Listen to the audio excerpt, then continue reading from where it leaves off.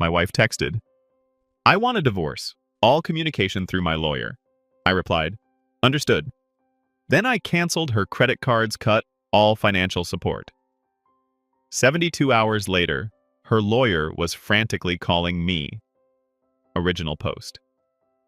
I, 42M, am still processing, but mostly just operating on autopilot. Feels weirdly calm. 3 days ago, Tuesday afternoon, deep in work spreadsheets, my phone buzzed. My wife, Olivia, 39F. The text was short, brutal. Olivia. Ethan, I want a divorce. Please direct all future communication through my lawyer, Mr. Peterson. His contact details will follow. 15 years of marriage, ended via text. No warning. We'd had dinner the night before, talked weekend plans. Normal. Nothing suggested this. I stared at it for maybe 5 minutes. Shock, hurt, anger. Yeah, all there, simmering below. But surface level? Cold clarity. She set the terms. Lawyers only. Okay. My reply. Understood. Then, practicality took over. Legal channels meant informal marriage arrangements were instantly void. We always kept our main finances separate for day-to-day stuff. Learned that lesson from my parents' messy split. She had her personal account, I had mine. Credit cards. Olivia had supplementary cards on my accounts. Not joint ownership, just authorized user status I granted. Logged into banking apps. Click. Cards canceled. Reported user no longer authorized. Done. Allowance. I transferred her a monthly sum to her personal account for discretionary spending. Logged into my bank. Canceled the recurring transfer. Effective immediately. Shared subscriptions, Netflix, Prime, etc., under my name. Logged out all other devices. Changed passwords. She wants streaming, she buys it. Car. The car she drives is leased in my name, my insurance. Didn't cancel insurance immediately, too risky for everyone on the road, but noted to discuss the lease transfer with my lawyer ASAP. Gas card tied to a canceled credit card? Useless now. Took maybe 30 minutes. Not revenge, just accepting the new reality she dictated. She drew the line. Lawyers only. Fine. Lawyers work on formal agreements, not assumptions based on a marriage she just ended. Her lawyer's details arrived via email an hour later. Forwarded them straight to Ms. Cole, a top divorce attorney a colleague recommended. Emailed Ms. Cole. Received text demanding divorce, lawyers only. Complied. Need immediate counsel on next steps, asset protection. Advise retainer. Finished my work project, went home. House was empty. She must have packed while I was out. Slept okay, surprisingly. Fast forward 72 hours. Friday afternoon, unknown number rings. Had a feeling. Hello? Is this Ethan? Ethan's last name? Sharp, impatient voice. Speaking. This is Mr. Peterson. I represent Olivia, Olivia's last name. My client is experiencing some difficulties. Okay? Level voice. Her cards declined. Funds cut off abruptly. Highly irregular, Mr. Ethan's last name. Financial status quo is generally maintained during separation. Mr. Peterson, I said calmly, my wife texted Tuesday demanding divorce, stating all communication must go through you. I acknowledged and complied. Informal financial arrangements ceased. Future support needs formal legal discussion through you and my counsel, Ms. Cole, whom I'm retaining. Pause. Paper shuffling. She needs funds now. Necessities, accommodation. Accommodation? Genuine surprise. Where is she? Not pertinent. You acted in bad faith, cutting her off without warning. Mr. Peterson, voice cooler now. My wife unilaterally ended our marriage via text and set the lawyers only rule. She ended the status quo of trust and communication. Financial support will be determined legally, not by frantic calls over declined cards she wasn't the primary holder of. Longer pause. My client seeks emergency financial relief, he said stiffly. Her prerogative, I replied. Direct filings to my attorney, Ms. Cole. You have her details? Yes, he clipped. Excellent. Conversation concluded per my wife's directive. Good day. Hung up. Heart pounding now, adrenaline kicking in. But also, validation. She wanted cold and legal, she's getting it. Exactly. Waiting for Ms. Cole's call. This is just the start. Update 1. 1 week later. Been a week since the text. Things heated up, as expected. Thanks for the comments, DMs. Good to know I'm not nuts. Ms. Cole got back same day, Mr. Peterson called. She's good. Confirmed my actions were logical given Olivia's text. Advised. Document everything. Mr. Peterson's first move came Monday. Formal request for emergency temporary spousal support, plus exclusive use of the marital home, which she'd already left, LOL. The amount? Astronomical. Basically wanted me to fund her old lifestyle plus new housing plus legal fees. Entitlement level? Expert. Ms. Cole responded. Countered with much lower temporary support based on actual need, not wants. Noted she left the home I still occupy. Highlighted her lawyers-only rule and my actions as a direct consequence. Then, the personal attacks began. Olivia's BFF, Haley, called Wednesday night. Answered hoping for intel. Mistake.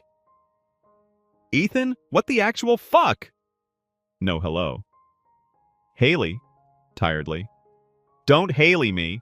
Olivia's on my couch. You cut her off. She couldn't buy groceries, making her homeless? Haley, Olivia demanded divorce via text, lawyers only. I respected her wishes. Bullshit! You know she barely works. How can she live? She's terrified. Olivia's part-time graphic design gig nets. $1,000 month, mostly fun money before. She hired a lawyer before talking to me, I said. Financials go through him and my lawyer. The process she chose. Cruel, vindictive. After 15 years, she was emotional, made a mistake. Instructing lawyers only is a specific mistake, Haley.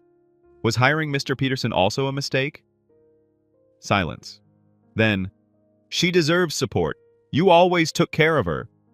And I would have discussed things amicably if she hadn't nuked the marriage via text and lawyered up. She set the rules. We follow them now. She'll take you for everything, Haley spat. She can try, I said calmly. Filed legally? My attorney handles it. Not discussing this further. Goodbye. Click. So, I'm the bad guy for following instructions. The narrative she's spinning is pure victimhood. Also got a bank alert yesterday. An attempted withdrawal from an old savings account. Turns out, there was one joint account we'd opened ages ago and completely forgotten about. It wasn't part of our active finances. It only had about $500 left in it. Olivia apparently found the debit card and tried to drain it. Bank flagged the sudden activity on the dormant account. Went straight there, explained the pending divorce, froze the account pending legal agreement. Not about the money. It's the attempt while her lawyer screams bad faith at me. Ms. Cole says this actually helps us. Shows Olivia isn't just passively waiting, but actively trying back channels outside the process she demanded. Waiting for the emergency support hearing court date. Olivia still couch surfing at Haley's. Mr. Peterson must be realizing his client expected a blank check, not reality. Feeling less shock, more grim determination. This is gonna suck. Update 2, 3 weeks later. Okay, it got dirtier. Shocking, I know. Had the emergency support hearing last week. Olivia was there, looking stressed, avoiding my gaze. Mr. Peterson argued she was destitute, victimized by my malicious actions. Ms. Cole calmly presented the text. Olivia initiated lawyers only. Bank statements. Showed I canceled supplementary cards allowance tied to my accounts after the text. Proof. I still paid mortgage, utilities, lease, insurance, major fixed costs. Evidence. Her attempt to drain the dormant forgotten joint account after demanding lawyers. Her income. Showed her part-time earnings proved she wasn't destitute, just missing discretionary funds. Judge wasn't buying Mr. Peterson's drama. Asked Olivia why no prior discussion. She mumbled, intimidated. LOL, I'm not. Judge seemed skeptical. Result? Temporary support ordered, way closer to our figure than theirs. Enough for basics, contribution to legal fees, but zero funding for her old lifestyle. Judge basically told Olivia her own actions, the text, the account drain attempt, contributed to her current situation. Dodged a bullet, felt like. But they weren't done. This week, the real games started. Dirty trick number 1. Call from my HR. Anonymous complaint. Alleged misuse of company resources for personal legal stuff. False, used personal devices / email only. And erratic behavior, suggesting instability. Thankfully, my boss knows me. Complaint was vague. HR checked logs, nothing. Quick chat with me, calmly explained basics, dismissed it. Clear attempt to mess with my job, low. Ms. Cole noted it, tough to prove anonymous source but adds to pattern. Dirty trick number 2. Olivia's mother called. Tears, accusations. How could you? She's struggling. Judge unfair. Give her more money. Think of the years she gave you. Same response. Olivia chose this path. Lawyers handle financials as she requested. Can't discuss. Called heartless, hung up, relentless emotional manipulation. They really thought I'd just keep paying forever. My response, sticking to logic under fire. Their tactics just clarified the situation. Simply reacting wasn't enough. I needed to proactively secure my position legally and shut down avenues for manipulation, strictly by the book. The car. Ms. Cole sent Mr. Peterson a letter. Temporary support established? Olivia needs to handle the car, take over lease, if qualified, or return it. I stop payments next cycle. Insurance cover, which I'd maintained, would cease concurrently. 30 days. Her problem to solve within the legal framework. The house. Filed for formal exclusive use since she left and judge didn't grant it to her. Started valuation process for sale buyout. Buyout unlikely given her finances. Establishing clear legal control. Asset division. Pushing for immediate, full financial discovery. Suspect hidden assets on her side. Time for transparency, legally mandated. Hiding things, Alsh's court trouble. Documenting harassment. Logged every manipulative call, the work complaint. Dates, times, summary. Ms. Cole says pattern of bad faith tactics influences final settlement legal fees. It's not about revenge. It's about methodically managing the situation within the legal boundaries she established, especially now that they were resorting to underhanded tactics. The work complaint crossed a line, making firm, decisive legal steps essential. Olivia texted me directly yesterday, breaking her own rule. Ethan, you can't take the car. How will I get anywhere? Please stop this. Screenshotted, sent to Ms. Cole. Replied, Olivia, per your instructions. Date. All communication via lawyers. Contact Mr. Peterson. Silence. Final update, 6 months later. About 7 months since the text.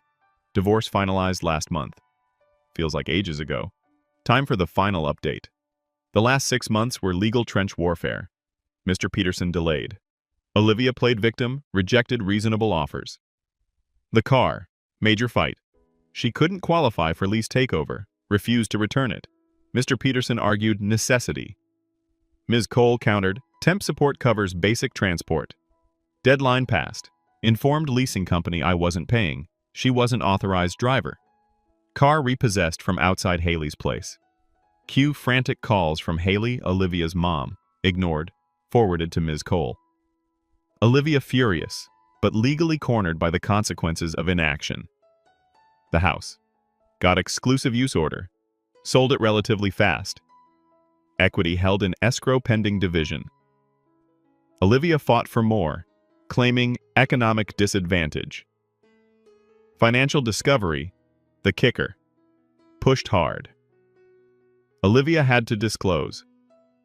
Turns out she had a separate savings account, parents' contributions over years, and some inherited stocks she forgot. Not huge, but more than the $500 in the dormant joint account. Mr. Peterson argued, separate property. Ms. Cole proved commingling and marital funds, enabling her to keep them untouched. Anonymous complaint. No direct proof, but judge noted the timing, nature, and final proceedings. Didn't win damages, but added to the bad faith picture. Final settlement. Settled just before a contested trial. Judge signaled impatience with Olivia's tactics in pre-trial talks. Facing worse outcome, plus potentially paying my fees, Olivia agreed. Assets. House equity nearly 50-50. Slight edge to me due to her hidden assets factored in. Stocks divided as marital property. She kept her small personal savings. Spousal support. Time limited, 2 years. Rehabilitative alimony, significantly less than demanded. Enough to help her transition, not fund old lifestyle. Contingent on efforts to become self-supporting. Legal fees, each paid their own. A win, avoided fighting for her to pay mine. Aftermath. Olivia's in a small apartment, working more, complaining about money, heard indirectly. Haley distanced herself after Olivia became a burden. Parents likely still helping. Remorse? Apology? Zero. Still seems baffled I didn't just fund her life post-detonation. The entitlement runs deep. She genuinely felt owed her lifestyle regardless. Me? Rough 7 months. Expensive. Stressful. But I'm good. Better, actually. Peace from closing that chapter is huge. Kept my job, integrity, fair asset share. Learned I handle crises strategically. Hitting the gym, seeing friends Olivia disliked, enjoying my quiet house.